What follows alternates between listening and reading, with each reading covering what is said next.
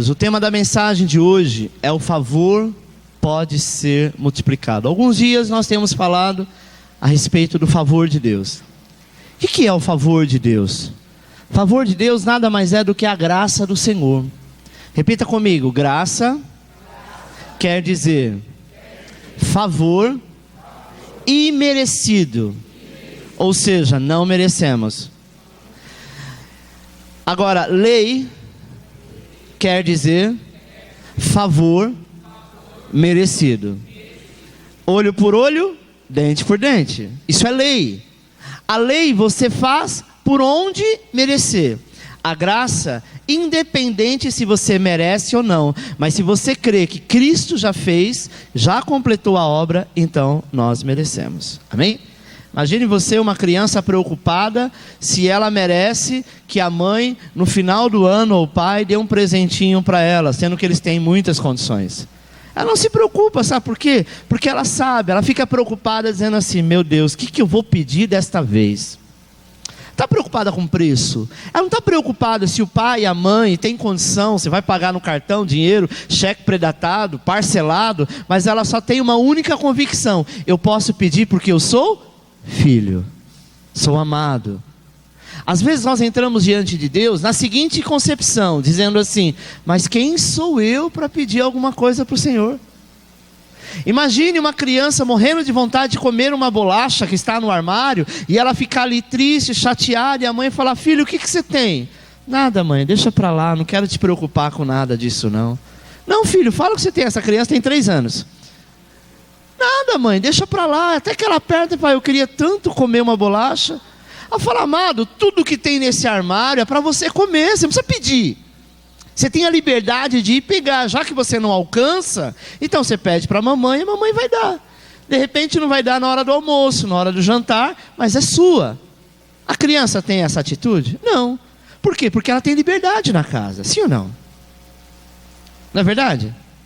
Até que quando ela pega alguma coisa e deixa cair, quebrar, a primeira coisa que ela tem, o sentido natural é medo.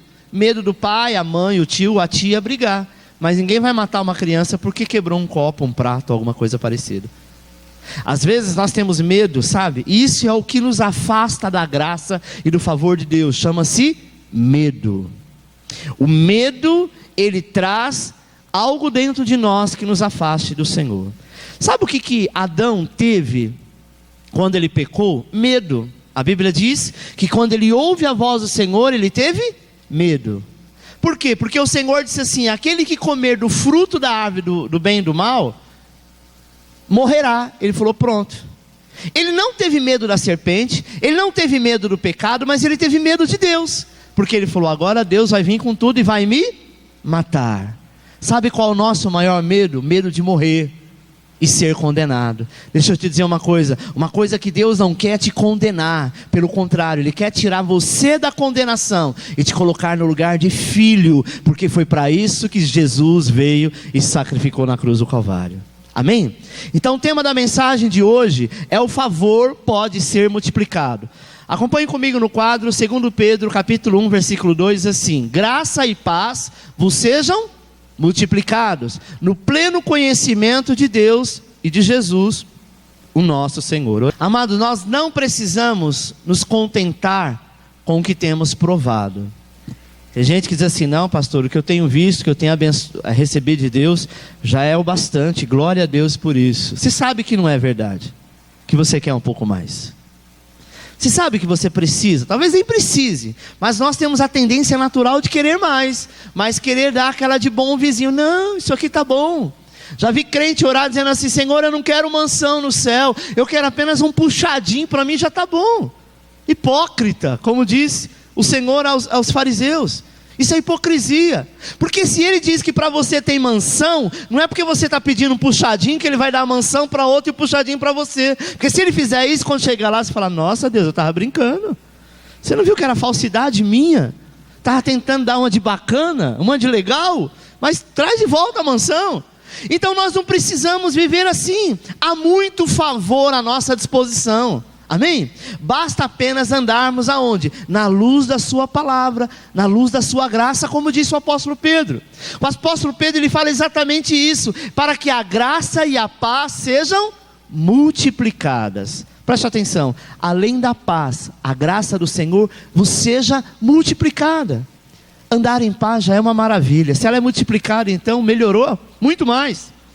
Amado, o favor de Deus sobre nós pode ser aumentado e pode até ser multiplicado. Mas deixa eu te dizer uma coisa, existe crente que ainda anda debaixo de maldição, porque acredita na maldição. Acredita de tal forma, como a maldição existe, fato que existe, mas não para aqueles que são filhos, aqueles que se sentem amados. Tem filho que acha que o pai e a mãe não amam ele. Já viu casos assim? Não, meu pai e minha mãe não amam. E não é verdade, mas ele se sente tão mal amado que ele começa a gerar isso na vida dele. Tá vendo? E só acontece que meu pai e minha mãe não me amam. Não, só aconteceu comigo porque eu não sou amado.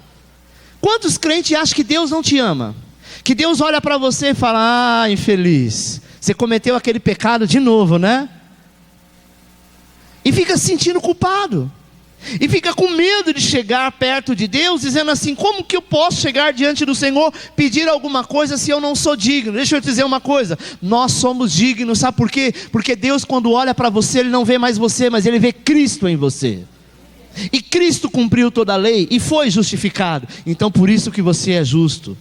Sabe, a maneira como nós podemos multiplicar o favor de Deus sobre nós é conhecendo mais o Senhor e de Deus Pai. De que forma, pastor? Quanto mais conhecemos o seu amor e a sua obra, mais o favor é multiplicado. Repita: quanto mais conhecemos a Deus, o seu amor e a sua obra, mais o favor é multiplicado. Sabe? Para de ficar pensando no teu passado não existe mais, acabou. Hoje você é uma nova criatura em Cristo. A paz de Deus, na verdade, é uma chave espiritual e que é muito importante nas nossas vidas. Sabe por quê? Porque quando nós temos esta paz, a nossa casa é abençoada. Você entra em casa, vem uma notícia ruim. Sabe, chegou algo que você fala: meu Deus, eu estava esperando que isso a qualquer momento vá acontecer. Olhe para você e diz assim, olhe para você mesmo. Se fosse eu, diria: Alexandre, fica em paz. Sabe por quê? Porque nada acontece se Ele não permitir. E eu quero te dizer que todos os homens de Deus que passaram por momentos difíceis, foi porque Deus estava forjando o caráter deles, ou de certa forma Deus estava caminhando para que eles pudessem alcançar uma grande vitória. A princípio parecia uma coisa ruim, a princípio parecia uma coisa, sabe, de tribulação, mas o Deus da paz, que conhece e excede todo entendimento, está sobre a tua vida, mora dentro de você, sabe? Nós então iremos experimentar, amado, a prosperidade, a saúde em nosso corpo. Tem gente que aceita a doença como parte da tua vida, como coisa natural da terra. A Bíblia diz que Cristo levou sobre si toda a enfermidade. Se Ele levou, não precisa mais estar em nós.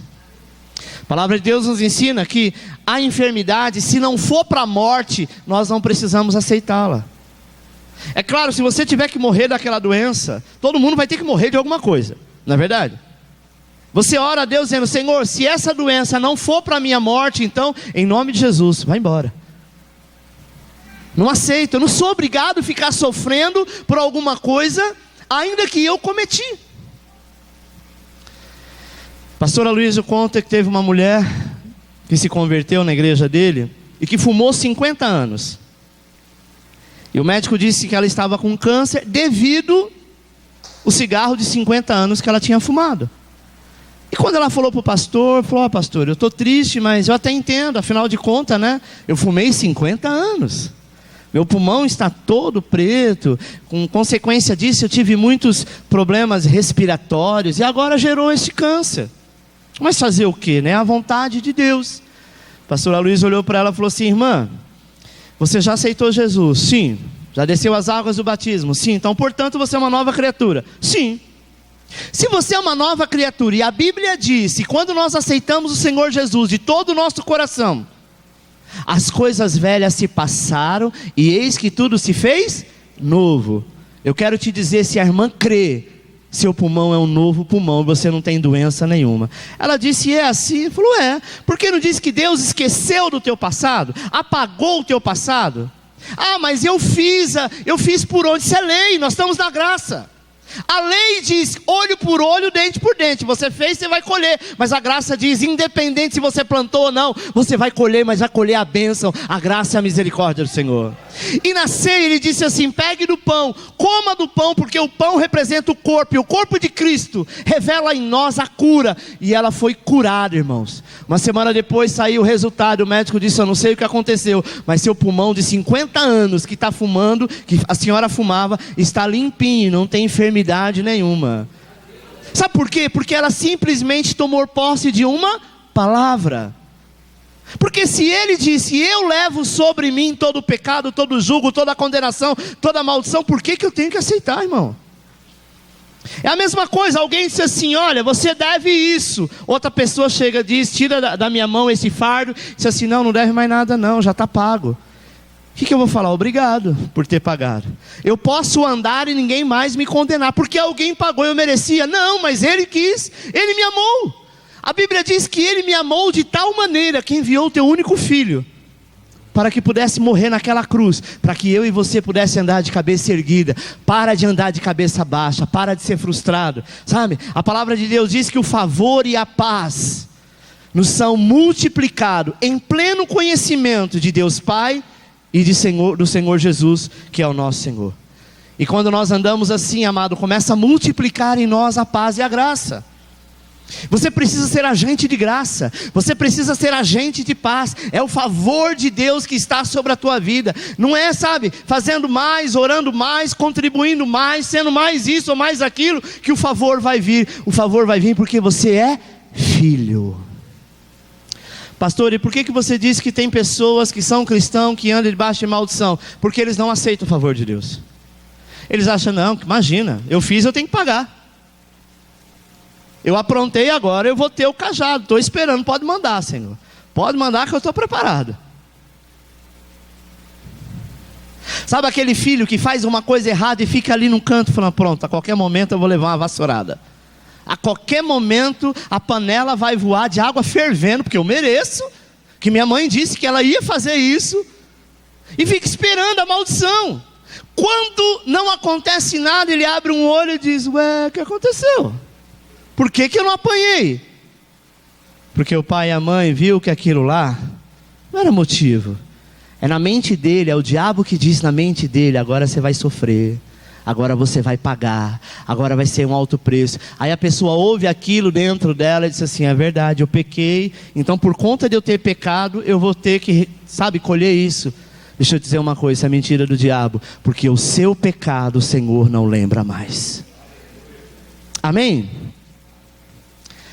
Favor, amado, é a coisa mais importante que nós podemos ter. José, ele foi levantado como primeiro-ministro do Egito em apenas 1 hora que ficou diante de Faraó. Imagina, alguém se torna governador do Egito em 1 hora de papo. Ele simplesmente revelou o sonho do Faraó, falou aquilo que Deus mandou ele falar, não teve medo, não teve enrolação, porque ele sabia de quem ele era filho. Não importa que ele estava preso recentemente, e então o Espírito do Senhor Deus trouxe o favor sobre ele. Sabe o que é favor? Repita comigo, favor é Espírito. E esse Espírito é o Espírito de Deus. E ele, no dia que eu aceitei Jesus, resolveu morar dentro de mim. Então, meu irmão, olhe para a pessoa que está do seu lado e diz assim, o favor de Deus está em você. Quando eu faço um favor para alguém, a pessoa necessariamente precisa merecer? Não. Alguém passando na rua, eu não conheço, deixa cair um objeto, eu vou lá, generosamente, pego aquele objeto, eu fiz um favor, não foi? E entreguei para a pessoa, ela nem viu que a carteira, o celular, alguma coisa dela caiu. Ela, opa, obrigado. E quando nós fazemos um favor para alguém, normalmente nós constrangemos essa pessoa. O favor constrange, não constrange? Falou, nossa, não sei porquê, mas obrigado. É isso que Deus faz. Ele está dentro de você e Ele tem prazer de te abençoar. pode ficar dizendo, mas será que eu mereço?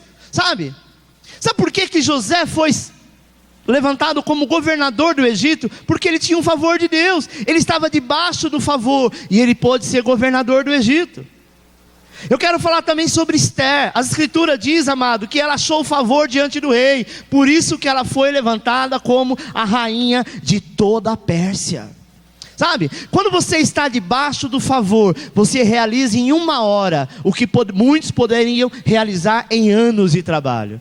Tem gente que chama isso de sorte. Ah, mas que sorte, a mim isso não é sorte, é favor. Favor de alguém que pode, alguém que fica alegre em te abençoar. Não se contente com o favor que você tem tido, porque tudo isso pode ser multiplicado sobre a tua vida, quando você entender verdadeiramente que o favor de Deus está sobre ti. Talvez você acha que precisa mais de dinheiro. Talvez você acha, que precisa mais de amor, mais de fé, mais de qualquer coisa. O que você precisa é reconhecer que o favor de Deus completa todas as coisas. Você pode até pensar que precisa romper, mas Deus diz que você precisa mais de favor. A graça é favor de Deus, e esse favor pode ser aumentado em nossas vidas, pode ser multiplicado. Se você apenas tiver o conhecimento, e esse conhecimento apenas for mental, tá pastor, eu sei, você falou isso a semana passada. Não, eu entendi. Isso vai produzir em você orgulho, até mesmo soberba, porque você diz, já sei, você já falou isso. Mas quando nós recebemos essa revelação em nosso espírito, a verdade para nós, aí então nós somos cheios de gratidão e vida, e tudo aquilo que você colocar as mãos, prosperará. O favor multiplicado. Lembre-se, amado, que o favor é sempre favor imerecido, caso contrário não é graça de Deus, amém? Se você fala, nossa, eu só recebi isso aqui porque eu fiz isso aqui, isso não foi favor. Favor é quando você não merece. E se a gente analisar no nosso pacote do dia a dia, a gente não merece nada. Sim ou não? É quando você não merece que vem o favor. É quando você não fez por onde que vem o favor. A ponto de você se constranger, falar, nossa, como Deus é bom. E Ele é bom. Agora eu vou fazer alguma coisa por onde? Agora eu não ia jejuar essa semana, mas só por causa disso eu vou jejuar. Não faça isso.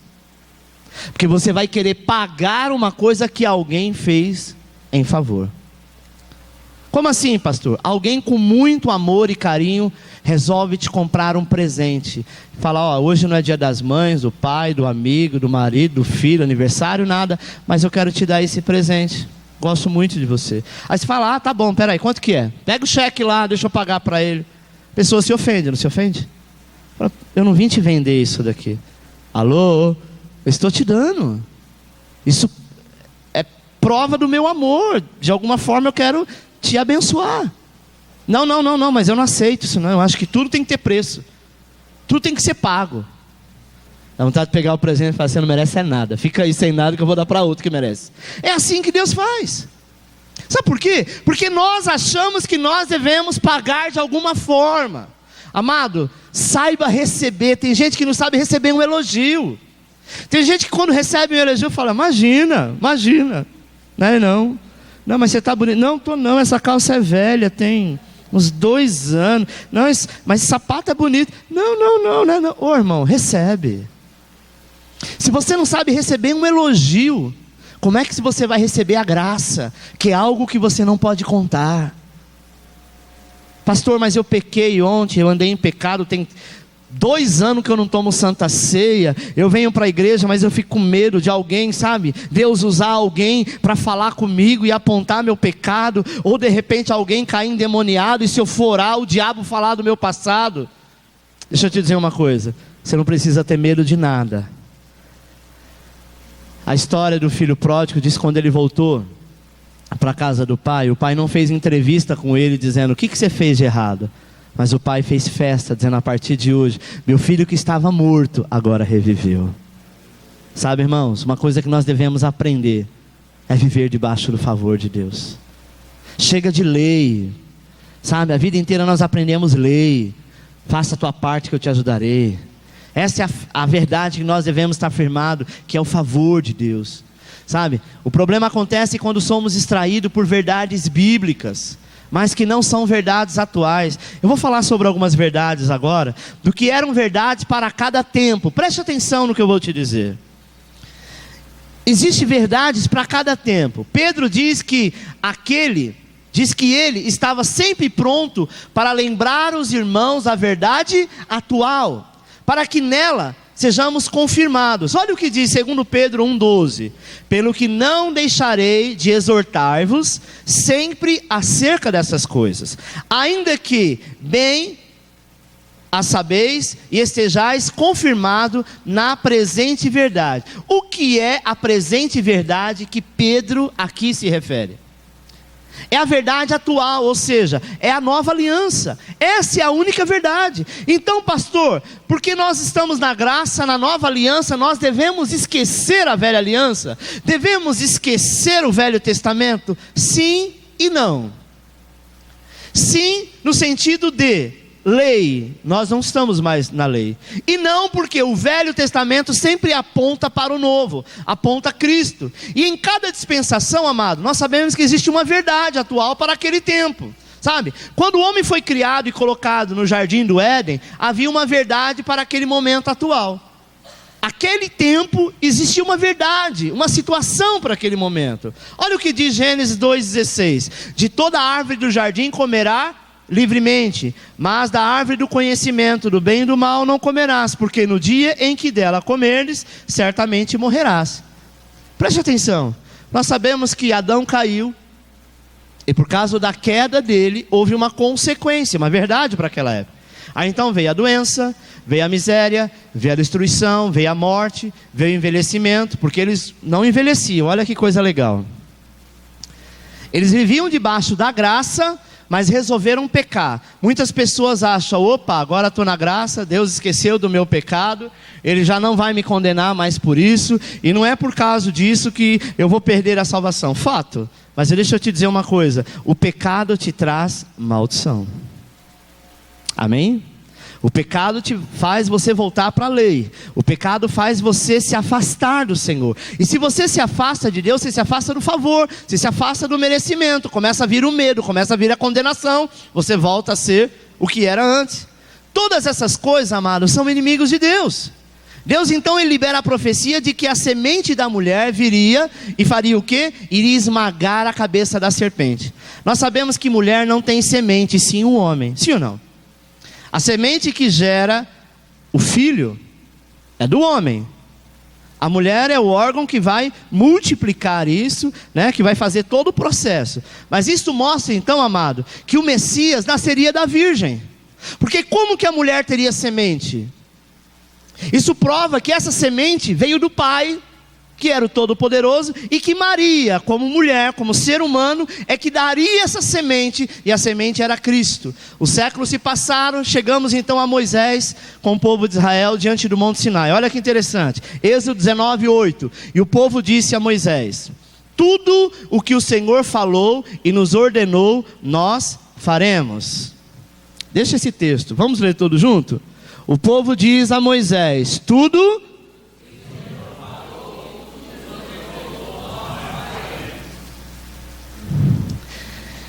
eles nem tinham ouvido ainda os 10 mandamentos, que era a lei.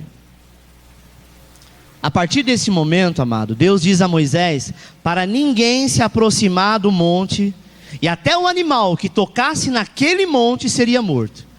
Deixa eu te dizer uma coisa, nesse momento Deus muda o tom de voz do tratamento com o povo. Sabe por quê? Porque o Senhor não estava longe do povo. O Senhor estava perto dele o tempo inteiro. O Senhor estava agindo graça o tempo inteiro. E naquele tempo, amado, os conduziu até para fora do Egito, porque eles não mereciam. Ficaram 400 anos cativos no Egito, sabe? Mas eles ficavam lá porque eles mereciam. Mas o Senhor envia Moisés, e você conhece toda a história. Deus fez realmente, sabe, por amor. E você sabe que até na saída do Egito houve problema. A cada praga que Moisés atuava pela ordem de Deus, o próprio povo falava: esse Moisés é louco, nós não vamos acompanhar um homem maluco desse. E Deus ignorava.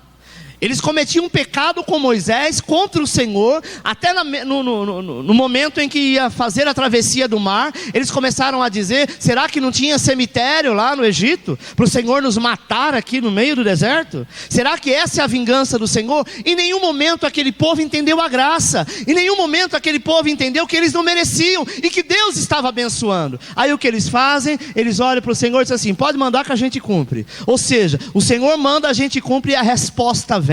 Aí Deus mudou a cara, falou: opa, vocês não estão entendendo nada, vocês não precisam de lei, mas é lei que vocês querem? Vocês acham que vocês fazendo alguma coisa para mim, vocês vão ser abençoados, é isso? É moeda de troca então? Então você faz um jejum e eu te abençoo porque você fez o jejum, você quebrou, eu te amaldiçoo, é isso?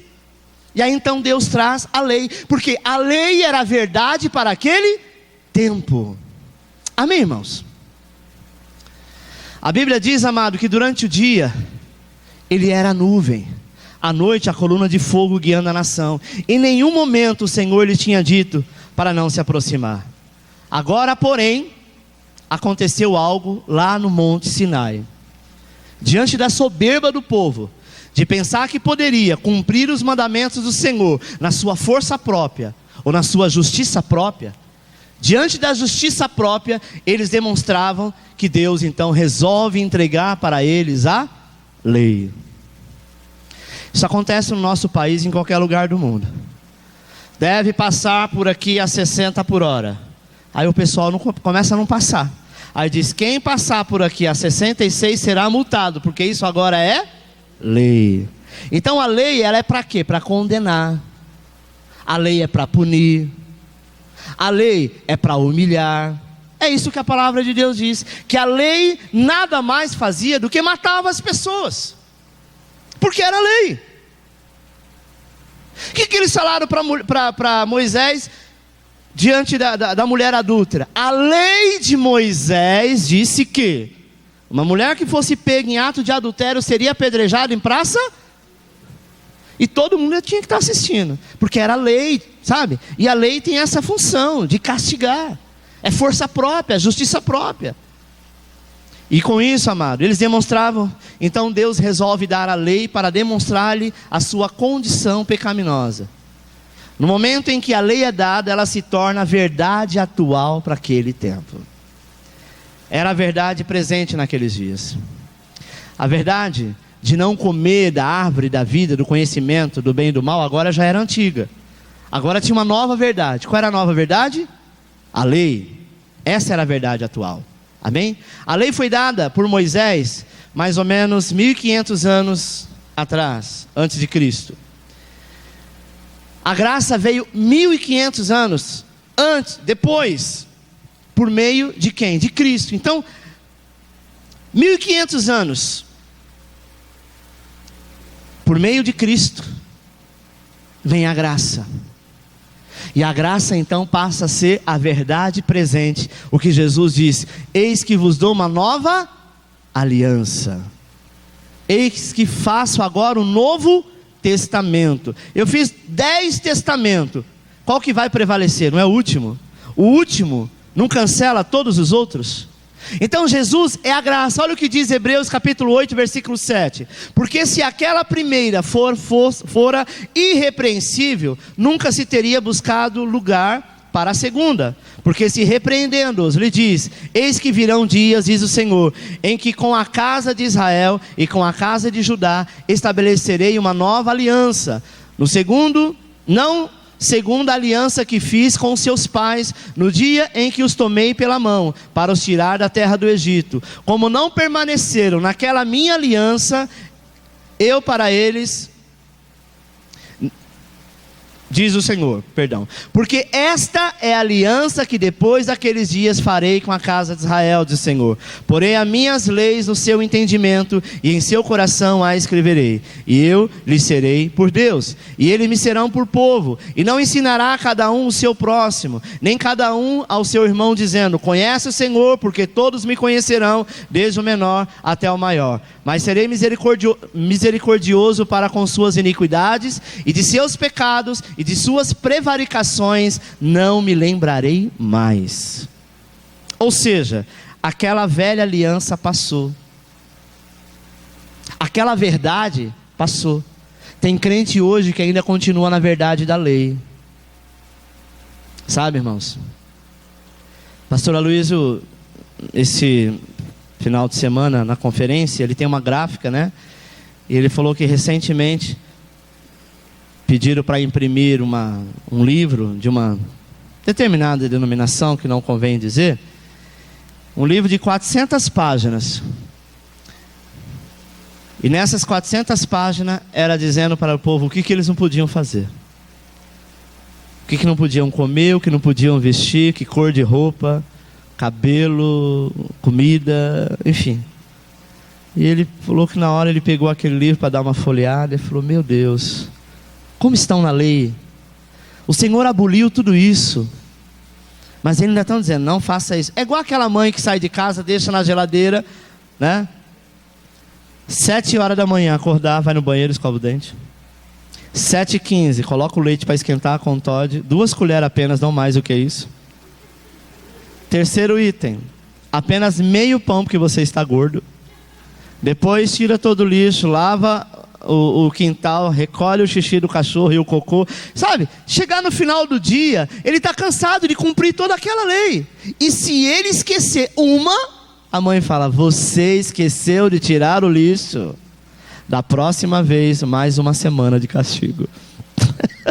Como que vive essa criança? Não vive oprimida? Quantos crentes você conhece que vive oprimido?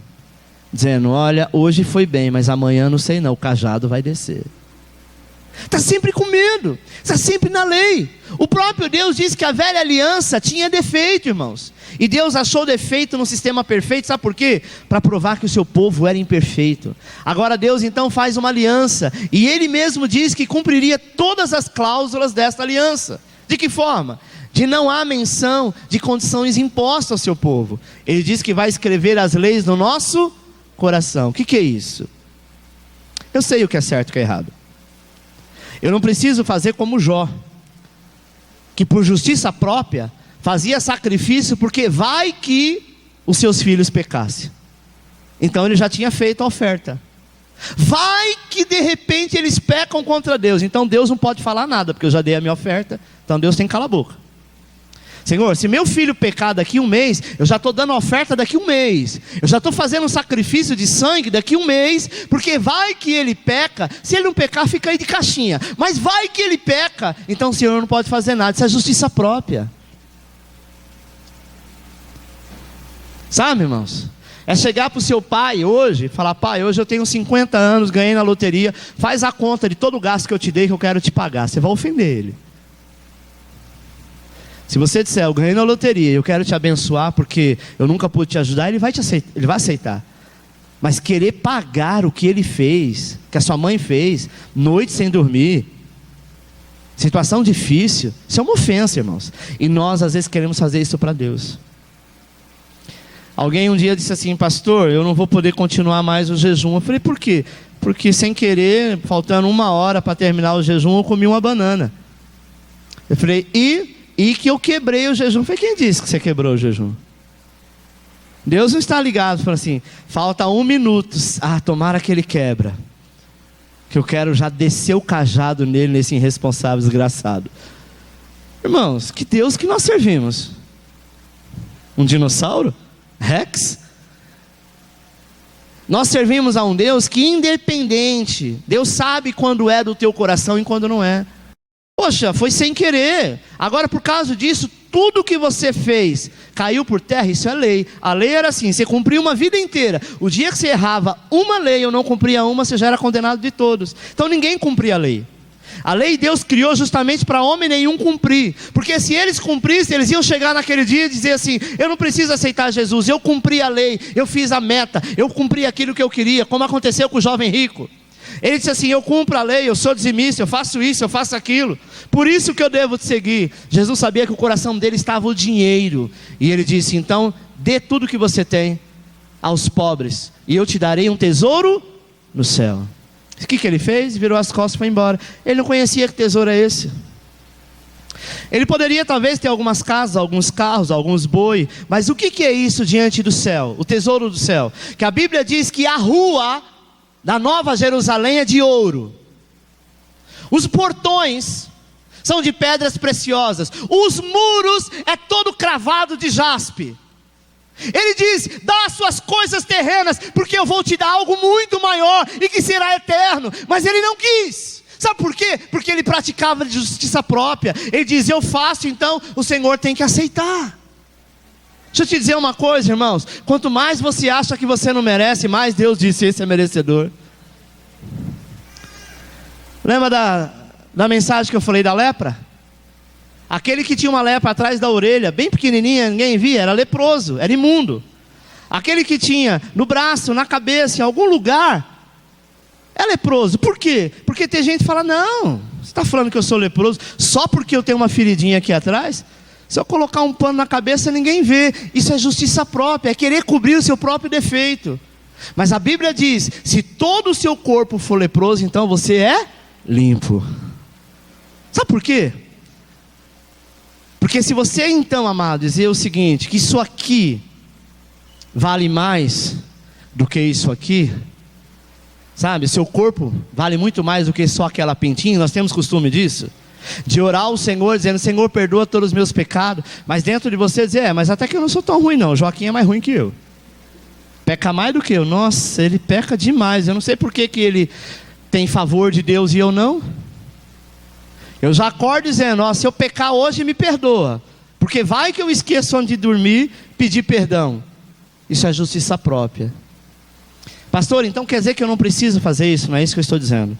Eu estou dizendo que tem pessoas que fazem dizendo: Senhor, eu fiz. Sabe aquela pessoa que faz alguma coisa para alguém, só falta colocar faixa na rua: foi eu que fiz. Faz isso aqui para o pai e a mãe desse tamanhozinho, mas sai falando para a vizinhança inteira que ele é que limpa a casa, que arruma tudo, que faz isso, que faz aquilo. Porque olha, o que seria do pai e da mãe se não fosse ele? Deixa eu te dizer uma coisa: para de agir com justiça própria e deixa o favor de Deus se multiplicar na tua vida. Amém? Hebreus 8,15 diz: todos me conhecerão, desde o menor deles até o maior, diz o Senhor. Não importa se somos crianças ou velhos, cultos ou iletrados, todos podemos conhecer a Deus. Amém? Todos podemos conhecer a Deus. Hebreus 8,12 diz: por fim o Senhor diz: para que com as suas iniquidades usarei de misericórdia, e dos seus pecados jamais me lembrarei. Talvez você tenha uma idade avançada e diz: ah, pastor, é fácil falar isso para um jovem, um adolescente que tem um monte aqui na igreja, que nem sabe o que é pecar direito, está chegando agora, começando a vida. E eu que tenho meus 80 e não sei quanto que eu já não errei, quanto eu já não pequei, quanto eu já não transgredi a lei. Então, realmente, você transgrediu a lei, mas na graça o Senhor diz que você é livre. Não existe mais pecado sobre a tua vida. Ele diz: até o pecado que você porventura vier cometer, eu não vou me lembrar. Sabe por quê? Porque Deus, quando olha para você, vê quem? Vê Cristo. E como que eu sei que Cristo está em mim? Quando você verdadeiramente nasceu de novo. Deixa eu te dizer uma coisa: nem todos que estão na igreja, dentro do prédio da igreja, nasceram de novo. Amém? Como assim, pastor? E agora? Você me pegou, será que eu nasci de novo? Não, é simples. Quando você comete algum tipo de pecado, você se entristece com isso? Se sim, você nasceu de novo. Se não, você não nasceu. Você apenas veio para a igreja, toma a Santa Ceia, desceu as águas do batismo, mas você não nasceu de novo. Não te dói. Simples. Tem um vizinho que você não suporta ele porque o moleque é terrível. Sua vontade de vez em quando é pegar ele pelo pescoço e dar um croque. Se você vê alguém, a mãe dele, pegando ele em um ato de rebeldia e dando um croque nele, talvez dentro de você fala: nossa, bem feito.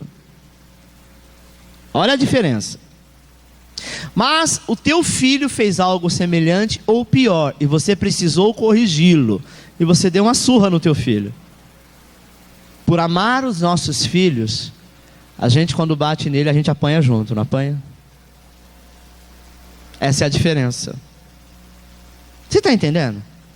O que nasceu de novo quando erra diante de Deus, não apenas se sente culpado, porque a culpa, às vezes até naquela pessoa que não nasceu de novo, porque quem traz a culpa não é Deus, quem traz a culpa é o diabo.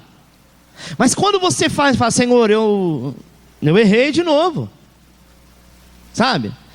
Você pede perdão, eu não quero mais fazer. Mas tem pecado, amado, que Paulo fala: o bem que eu deveria fazer eu não faço, e o mal que eu não deveria fazer, esse eu cometo. Não tem coisa que é difícil na tua vida?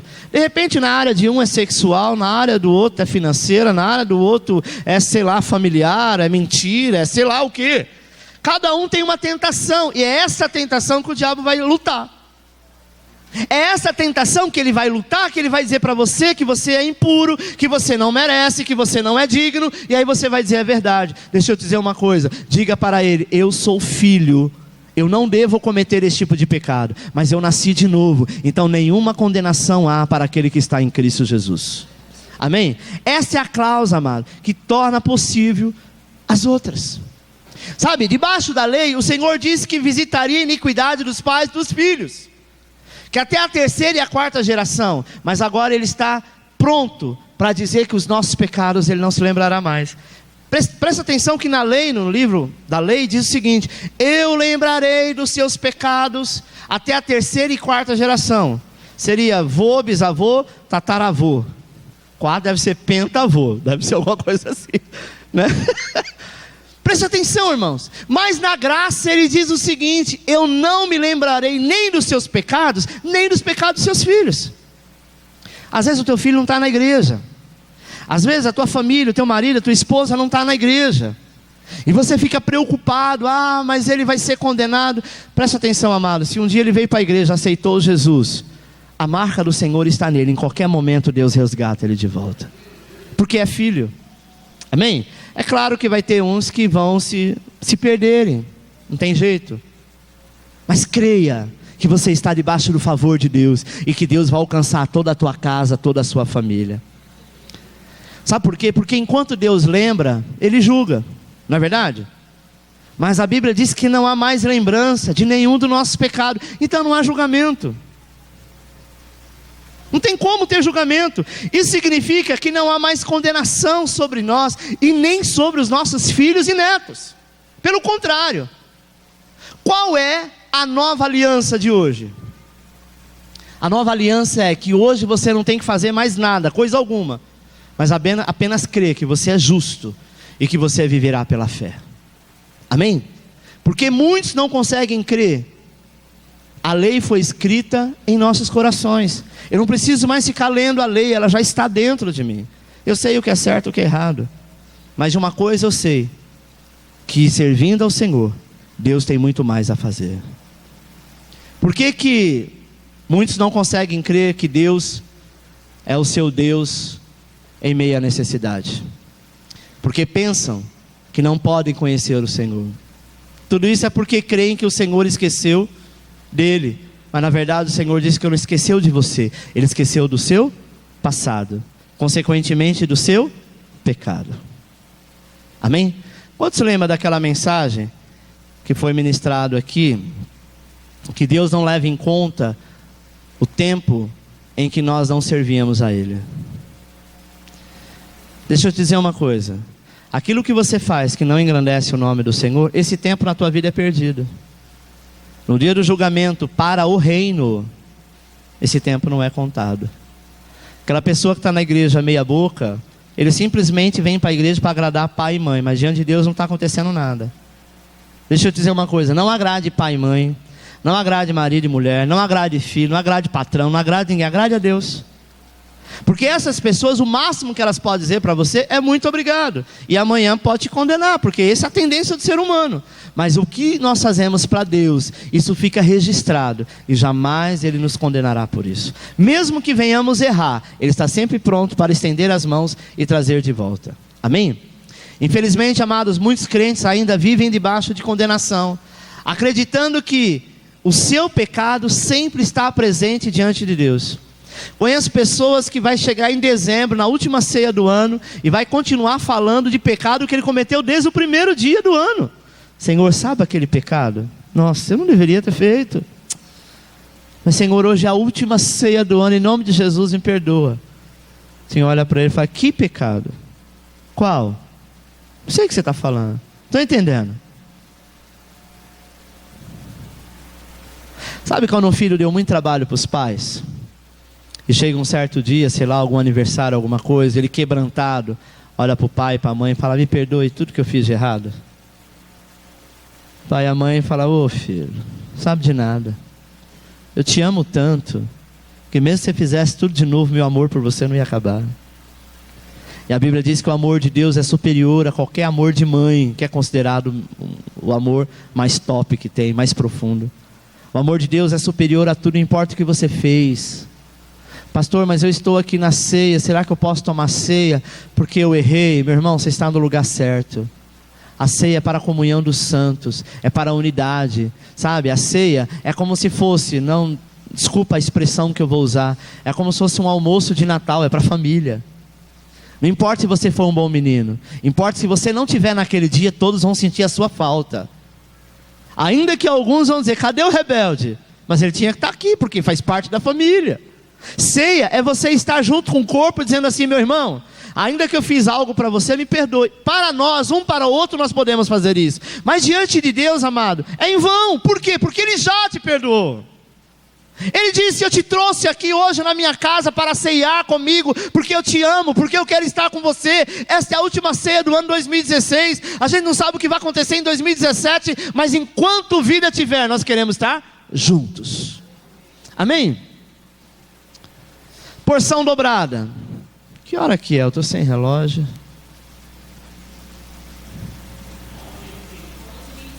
Estamos em cima do horário então. Porção dobrada. Pedro diz que uma vez que estamos firmados nessa presente verdade, a graça pode ser multiplicada sobre nós. É o que estamos falando até agora, amém? Creio que um grande exemplo de graça, amado, multiplicada, foi a experiência que teve em 2 homens. A experiência de Eliseu, que recebeu uma porção dobrada da unção de Elias. Sabe por quê? Elias nos lembra João Batista, e Eliseu, ele tipifica o Senhor Jesus. Eu vou explicar o porquê. Na verdade, o nome Eliseu em hebraico é Elishia, que significa Deus é a salvação. Um sentido semelhante ao nome de Jesus, sabe? Que significa Jeová é a salvação, ou Deus é a salvação. Todos os milagres de Eliseu, amado, exceto um, são milagres de graça. E todos os milagres do Senhor Jesus também foi um milagre de graça, exceto um. Jesus cometeu um milagre que não foi milagre de graça, foi milagre da maldição. Que milagre foi esse? Quando ele amaldiçoou a figueira. Amém? E por outro lado, todos os milagres de Elias são milagres de juízo. O profeta Elias, quando ele realiza o primeiro milagre, ele aparece, sabe, decretando uma seca de 3 anos em Israel. Esse é o primeiro milagre dele, já amaldiçoando a cidade. Ele era muito ogro, muito. Por quê? Porque ele era lei 100%, ele era olho por olho, dente por dente. Mas por que ele faz isso? Por causa do pecado do povo. Talvez você fale: então tem razão nada, irmãos. A Bíblia diz que aonde tem pecado, superabundou a graça.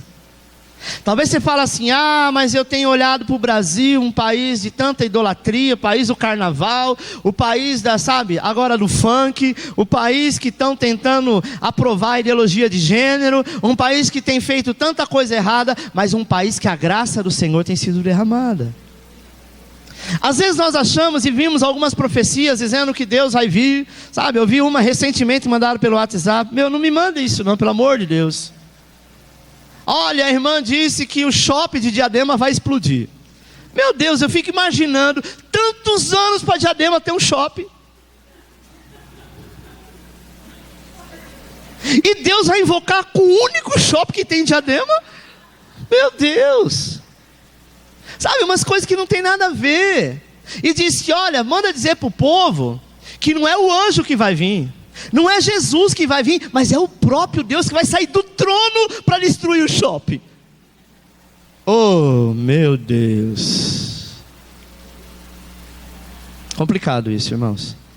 Muito cuidado com o WhatsApp. Já saiu um pouco do foco da mensagem, mas presta atenção.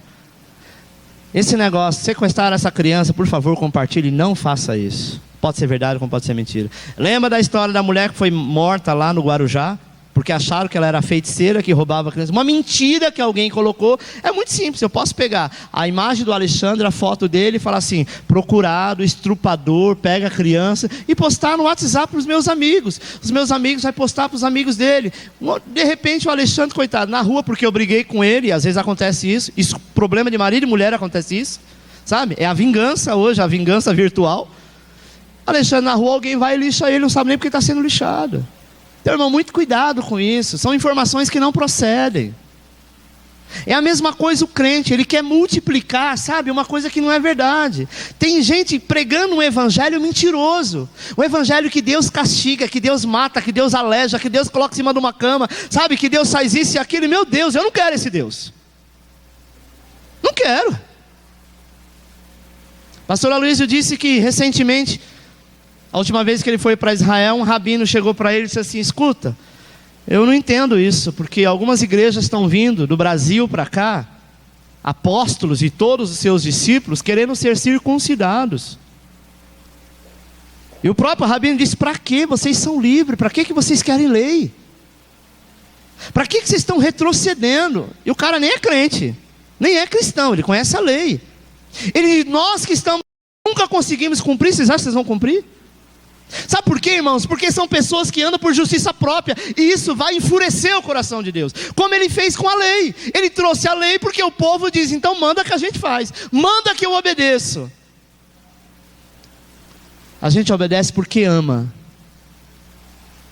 porque ele me amou primeiro, por isso que eu amo.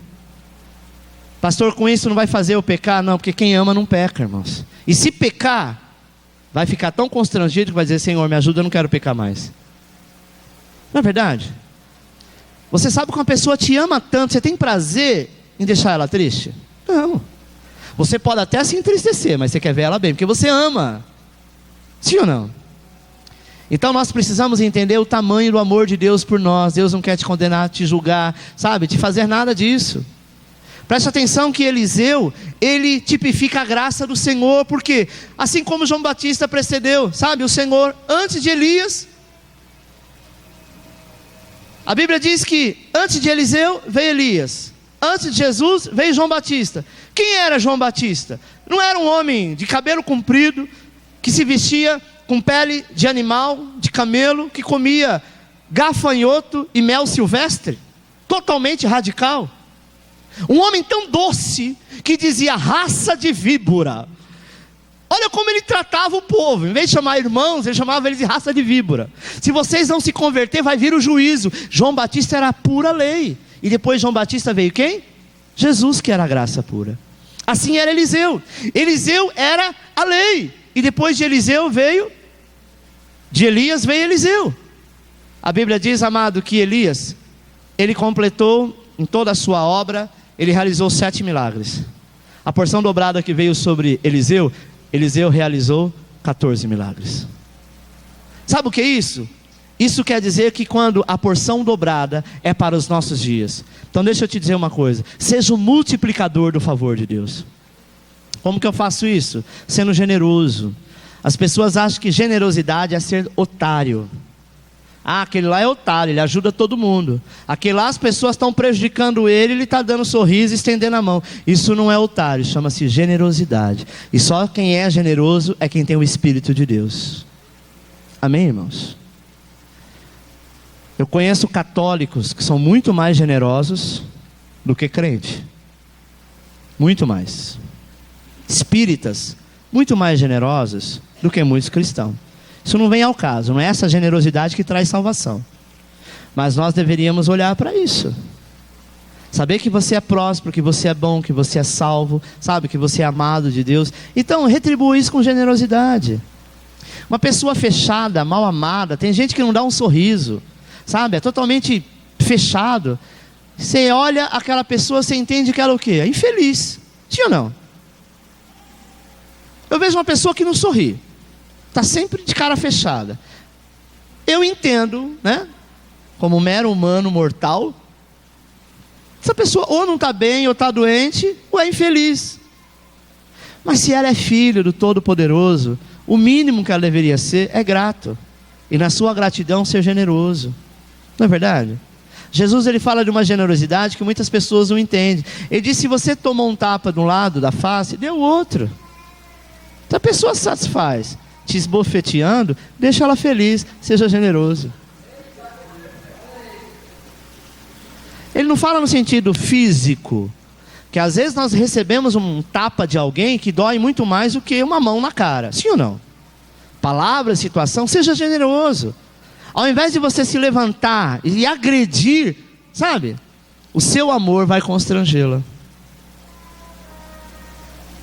Então, amado, generosidade está naqueles que nasceram de novo. A palavra de Deus diz que Eliseu teve a unção dobrada de Elias, e Eliseu pôde experimentar essa bênção. Amém?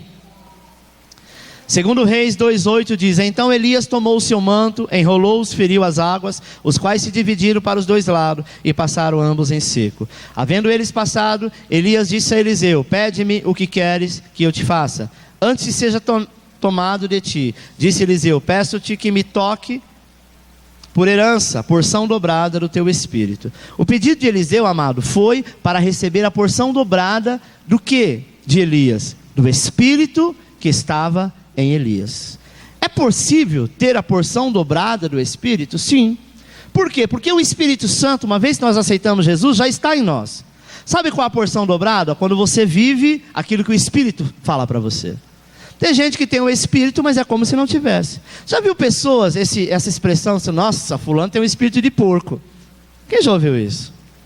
Por que espírito de porco? Porque a procedência da pessoa, a atitude da pessoa é como um animal. Mas o espírito de vida que está nela é o mesmo que está em você. Só que a atitude dela confere que, é nomeado aí como espírito de porco. Mas a Bíblia diz, amado, que Faraó, como todo o povo que olhava para José, dizia que ele tinha o espírito de Deus. Por quê? Porque isso era notório.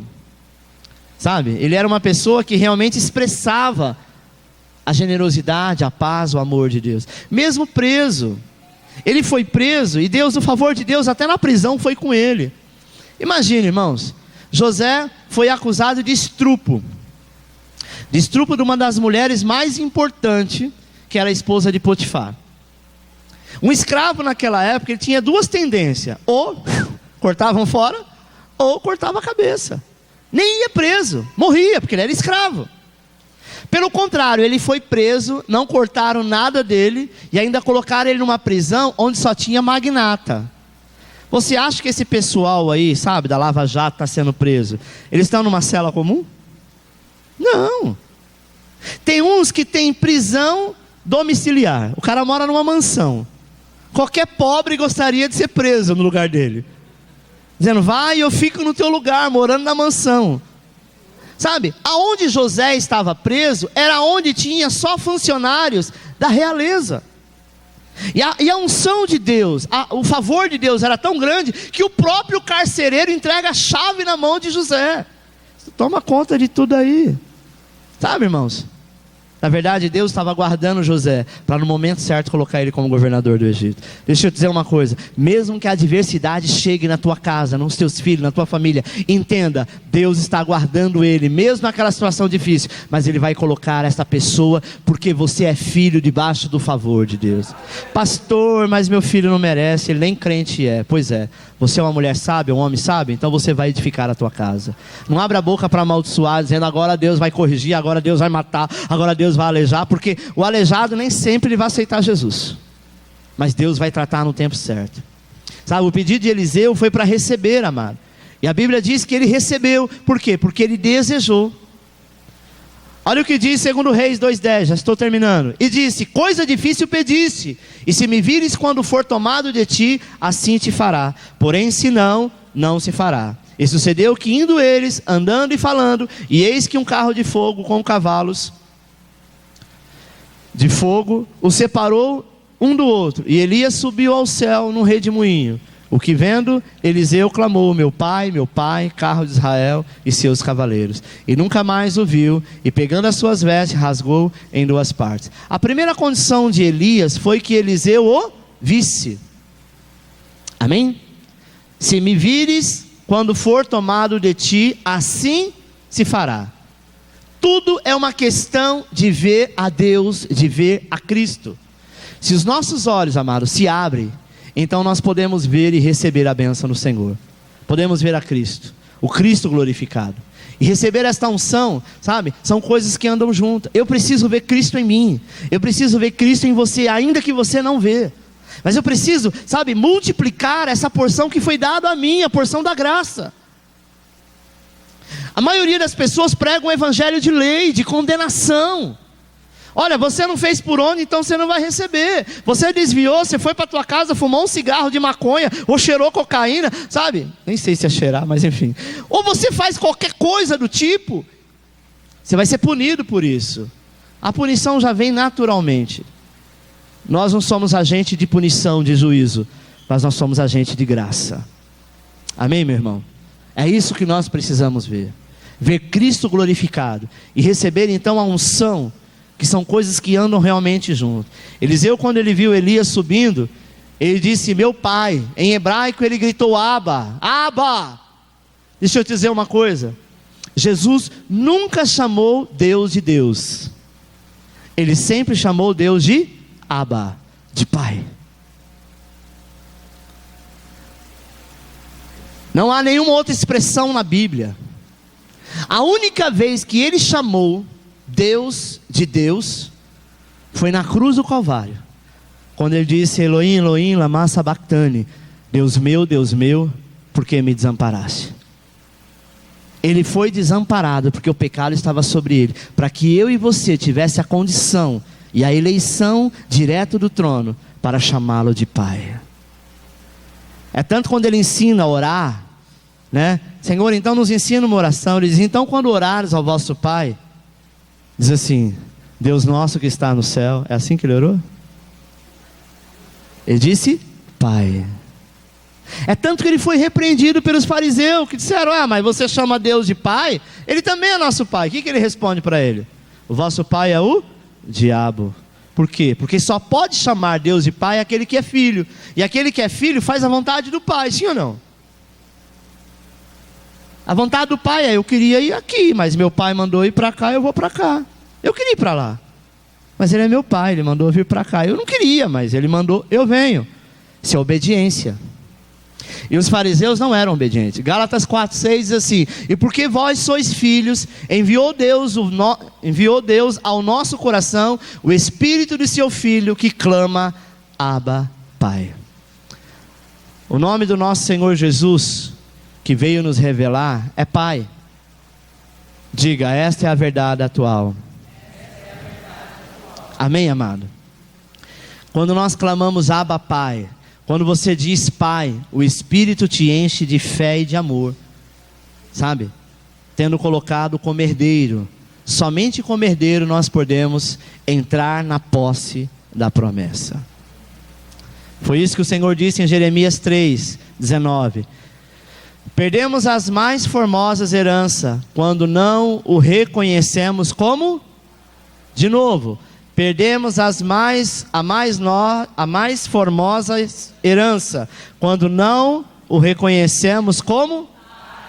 Mas a mim me perguntava: como te porei entre os filhos e te darei a terra desejável, a mais formosa herança das nações? E respondi: Pai me chamará e de mim não te desviarás. Deixa eu te dizer uma coisa, irmão. Quando nós chamamos de Pai, isso nos dá intimidade com Ele.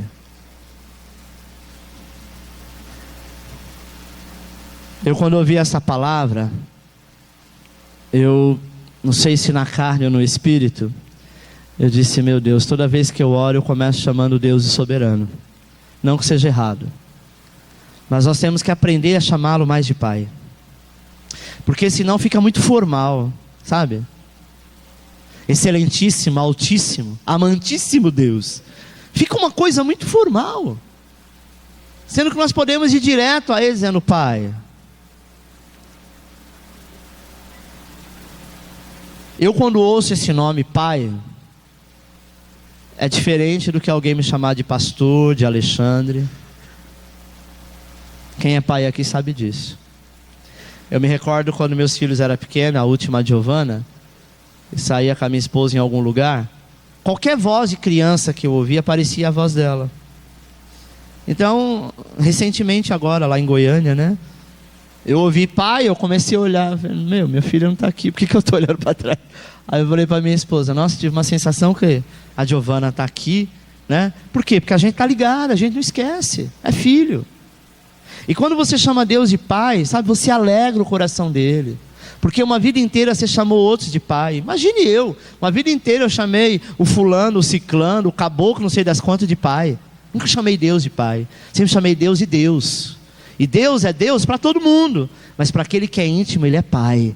Ele não é apenas Deus. Amém, meu amado? Verdade última. A presente verdade também é a verdade última, ou seja, as últimas palavras de alguém são mais importantes. No livro de Atos 20, está registrada as últimas palavras do apóstolo Paulo aos presbíteros da igreja em Éfeso. Eles diz que iriam se levantar muitos lobos, e é uma verdade, muitos lobos vestidos de ovelha. Amado, o que tem hoje de lobo, trazendo lei, sabe? Vendendo, não vou aqui criticar, mas de certa forma é uma certa crítica, vendendo caneta ungida, vassoura para varrer o diabo, sabe? Água que veio de Israel, e esta água entrou na tua casa e todo o pecado foi embora.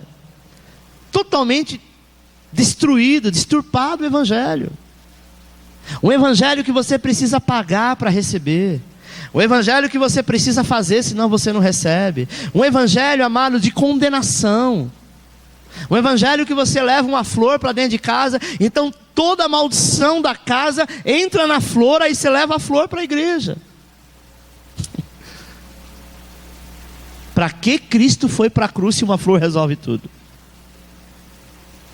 Para que eu vou, sabe, buscar a Deus para expulsar demônios se eu tenho uma vassoura que eu comprei e vou varrer o pecado e o demônio? Usa a vassoura, bruxa do 71, sabe?